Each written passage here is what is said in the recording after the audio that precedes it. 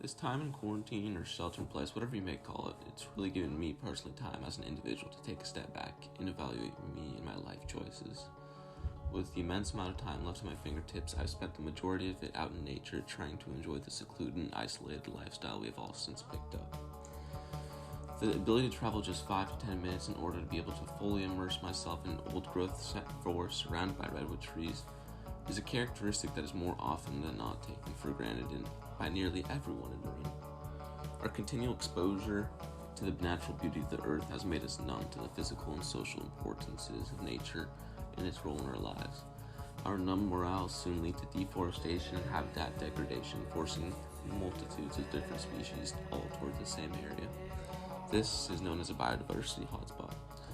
A biodiversity hotspot refers to a biogeographic area that displays high levels of biodiversity but is affected by human habitation, consequently forcing more species into a small area, creating what we know as a biodiversity hotspot, full of diversified species and organisms. The biodiversity importance of a hotspot is due to the high vulnerability of habitats and high irreplaceability of species found within the large geographic areas. This means that the areas of the species present within them are both under high levels of threat and significant global value based on their uniqueness.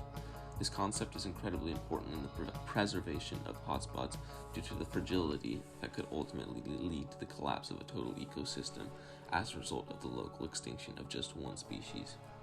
Because of this incredible caution that needs to be taken with these areas, there are many ways we can protect them and help the ecosystem thrive.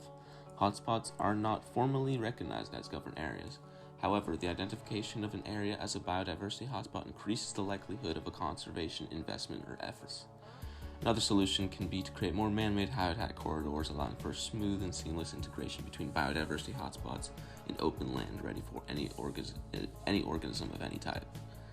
Although in a more generalized to the point structure, in the case of biodiversity hotspots, in order to preserve them, not what we should do, it's what we are doing. The industrialization and rapid development that has taken place within the last century has highly attributed to the issue of these biodiversity hotspots. Their loss of habitat and need to congregate into one small diversified ecosystem is a problem caused by us. We have taken their homes for decades, most likely even centuries. So with that in mind, what are you doing to preserve these fragile and endangered habitats? That's only for you to answer.